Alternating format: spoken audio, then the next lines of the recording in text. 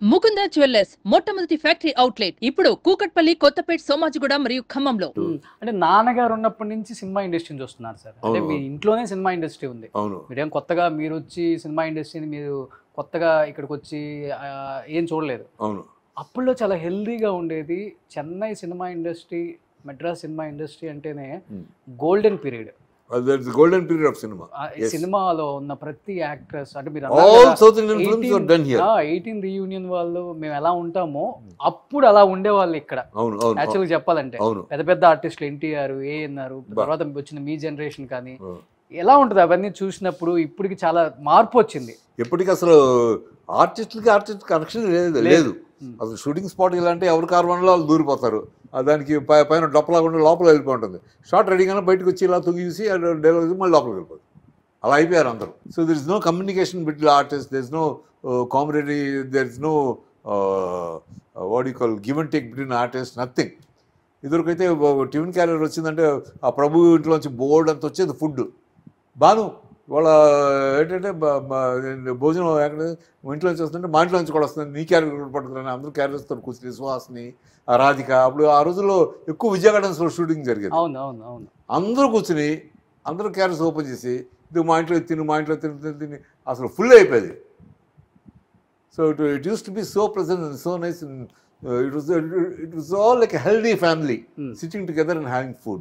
అది హెల్దీగా ఉంటుంది, బాగుంటుంది. It was very healthy. It was ఆ రిలేషన్షిప్ ఇప్పుడు దాకా మెయింటైన్ అవుతుంది. అవును. ఇప్పుడు వచ్చే ఆర్టిస్టులు ఎవరికి తెలియదు, ఎవరికి అసలు కనెక్షన్ ఉండదు, అసలు ఎవరికి సంబంధం లేనట్టు ఉంటారు.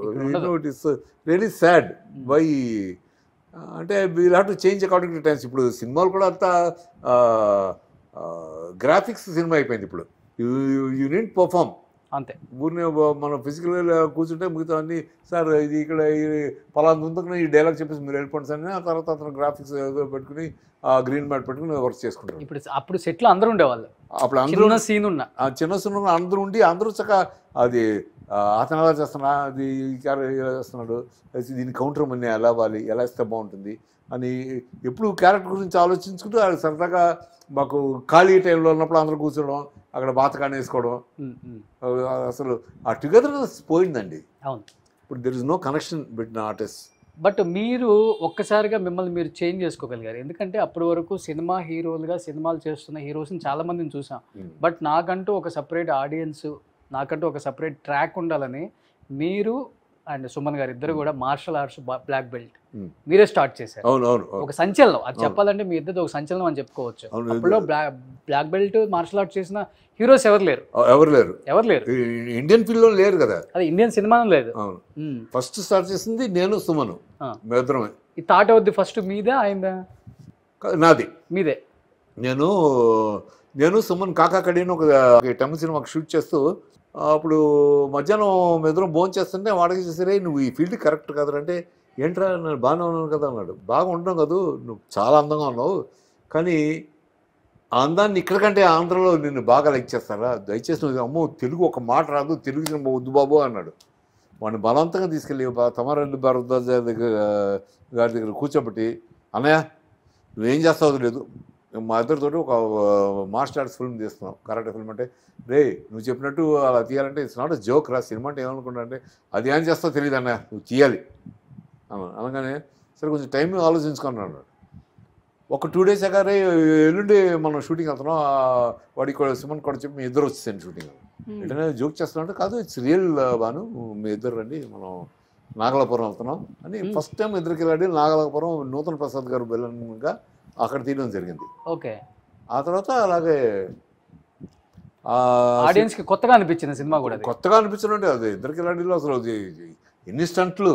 ఈ రోజులాగా గ్రాఫిక్స్ లేవు కదా, అన్నీ సింగిల్ తాడు మీద పడుకోవడం, తల కింద ఎలాడేసి కొవ్వొత్తిని నోటితో పట్టుకుని తీయడం, వాళ్ళు కాళ్ళ దగ్గర ఉంటుంది కొవ్వొత్తి, అలా బాడీతో అలా బెండ్ చేసి ఆ కొవ్వొత్తిని నోటితో అందుకుని తీసి ఆ తాడు కాల్చుకొని కింద పడడం, అన్ని మొత్తం.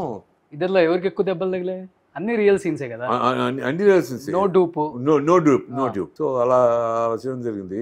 ఆ సినిమా తర్వాత అసలు అదే టైంలో నాది బాలు మహేంద్ర గారిది నీంగల్ కెట్టవై మీరు కోరింది. అవును. ఎందుకంటే సిల్క్ స్మిత ఒకసారి బాలుమేంద్ర గారితో చెప్పిందంట, సార్ మీరు అంతా క్లాసిక్ సినిమాలు తీస్తారంట, మీరు ఇలాగా మామూలు కమర్షియల్ సినిమా తీయాలంటే, ఎవరు చెప్పారు తీయాలని, కమర్షియల్ సినిమా తేలిక కదా, అందరూ నన్ను హేళన చేస్తున్నారు సార్, మీ గురుగారు ఏం తీయలేదు అంటే, సరే సరదాగా ఒకటి తీద్దాం అని నీంగిల్ గెట్టవై. అంతకుముందు నన్ను పరిచయం చేశారు మూడు పని అంటే మన్సుతర్ అనే సినిమాలో ప్రతాప్ పోతన్ హీరో, శోభా హీరోయిన్, నన్ను శోభా బాయ్ ఫ్రెండ్గా నన్ను ఇంట్రడ్యూస్ చేశారు. అసలు ఆ రోజుల్లో ఎయిర్ రిఫ్లెక్స్ కూడా మొత్తం చేతిలో, అంటే ఆ రోజు స్టడీ క్యామ్ లేకుండా చేతిలో ఎయిర్ రిఫ్లెక్స్ పట్టుకుని జీప్లో కూర్చుని ఆ సాంగ్ మొత్తం మోటార్ బైక్లో వెళ్ళి తీశారు. సినిమా చూడు. తర్వాత ఎయిర్ రిఫ్లెక్స్ కెమెరాతో ఇల్లంతా ఎతుకుతారు ప్రతాప్ పోతన్ కోసం. అంటే మా ఫాదర్ ఇండి ఎక్కడనే ఉన్నాడన్నా అటు ఇటు వెళ్ళడం, బాత్రూమ్కి వెళ్ళడం, రావడం, మంచం కింద తిరుగుతాడు, అంతా ఎయిర్ రిఫ్లెక్స్లోని బాలుమహేంద్ర గారు ఆయన పొజిషన్లో ఉండి ఆయన పాయింట్ ఆఫ్ వ్యూలో తీశారు. ఆ వెతికే షాట్ ఒక 1000 feet తీసుంటారు.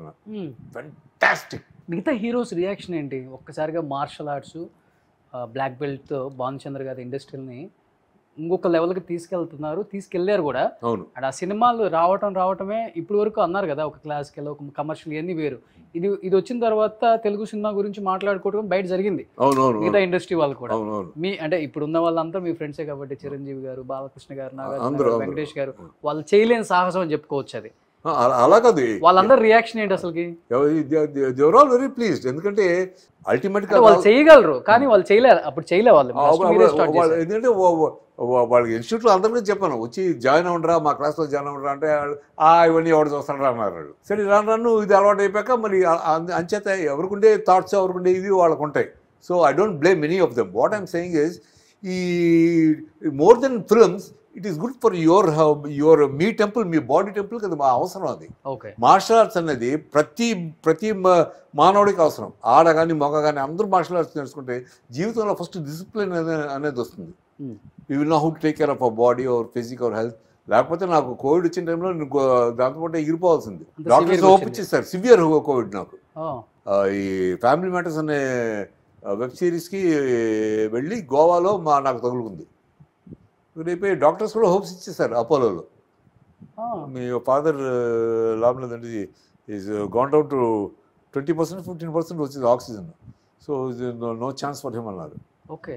My second son doctor కదా, నో అండి, he'll survive, no problem, you continue this medication అని అతను by God's grace and by my well wishes and by all your people, good peoples blessings and all my friends blessings I came out of it. So అందుకనే అదే టైంలో కనుక నేను బాడీని విపరీతంగా alcohol తగ్గవి దూషించుంటే అసలు అది ఇంకోలాగా ఉండేదేమో. అంచేత మనం ఎప్పుడు if you take good care of our health, God will help you.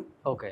నేను ఇచ్చిన అన్నిటినీ నువ్వు రెస్పెక్ట్ ఇచ్చి భద్రంగా కాపాడుకుంటున్నావు కాబట్టి నేను ఇప్పుడు అప్పుడే కాదు, నువ్వు ఇంకా డ్యూటీ చేయాల్సిన చాలా ఉంది, నువ్వు ఇంకా సినిమాలు చేయాలి, ఆడియన్స్ని ఇంకా బాగా ఎంటర్టైన్ చేయాలి, కమ్ ఆన్ గో బ్యాక్. నన్ను మళ్ళీ